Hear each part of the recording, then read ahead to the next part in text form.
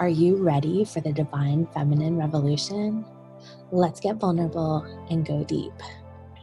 Hello, and welcome to the Divine Feminine Revolution podcast. I'm your host, Dr. Megan Bunday, and I'm here with one of my favorite people, Alea Quiles. I am a Reiki master teacher and a certified breath coach, certified spiritual life coach, and also a multi-published author.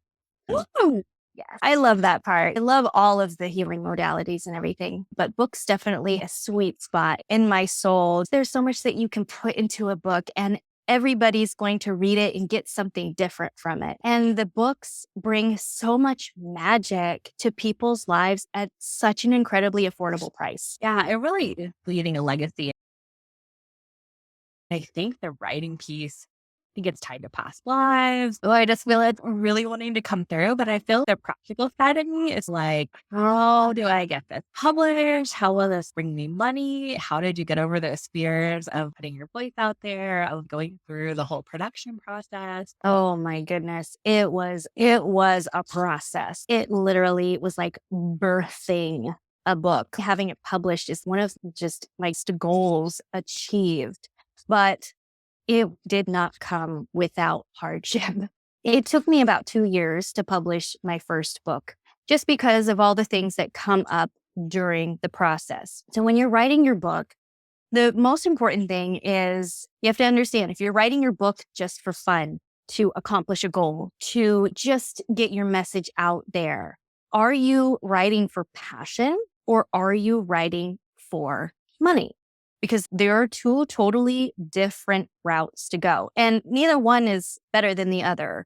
And I have my passion projects and I have my projects that are gearing towards replacing my full-time income. But you have to know which way you are going because then there's differences between those two.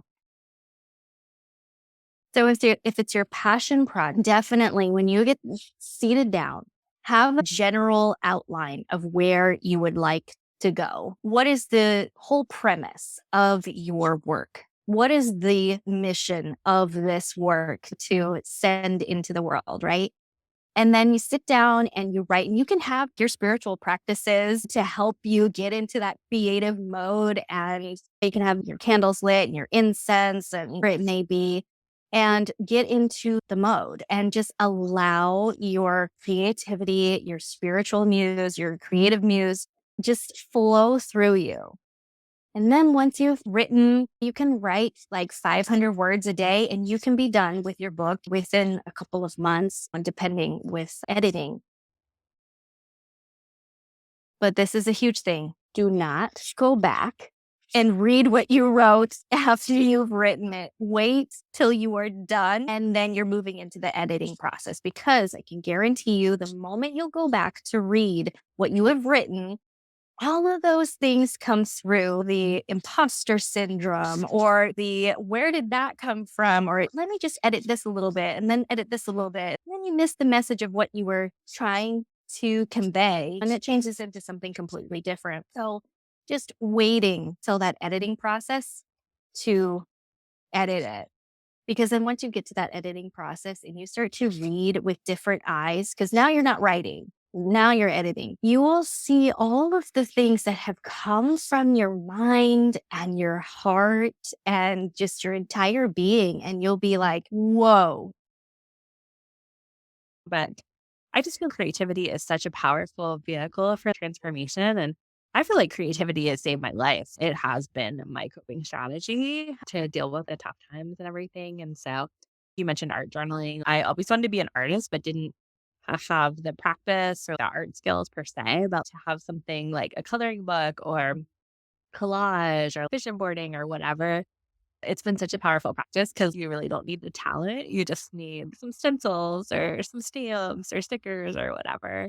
But I feel like that's so much what our culture needs right now. I think so few people are creative anymore. We're all consuming and we're not being creators. And to be a creator, we create our lives. We are the ultimate creator of what we experience. And so people would be like, I'm not creative. And I'm like, you're totally cutting yourself out from your power. Yeah, that's the most important thing you can be. You're a creator. Of course you're creative. So how did Yeah. you get over that with your process? Like just going ahead and making it a priority, like because you can suffer imposter syndrome if you allow that to crop up, or the other fears that come along with it. Who's going to read this? What are they going to say? I can't do this. What if it's total garbage? What if I say something that triggers somebody? Like, what if it's just not received? What if somebody reviews it and they hate it? It would just completely derail any kind of creative flow or anything. And so being part of that accountability and being part of that sisterhood really did help me to finally finish my book, because then I was able to go back and be like, I'm done. All those things. That's why a lot of writers don't end up being published authors, because of those things that come up.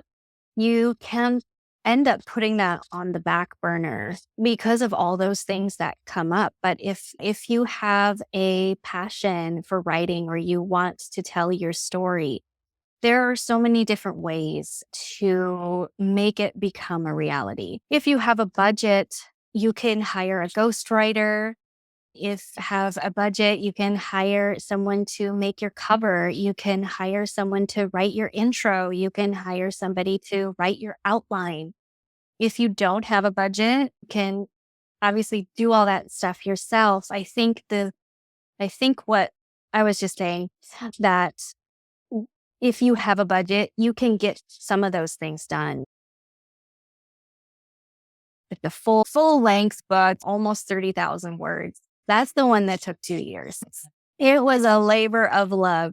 maybe that one in spurts, or like I went away for a weekend and did the outline, and that seemed to really work for me. I haven't been able to nail down an hour a day kind of vibe. Did you work on it daily? Was it in spurts, both?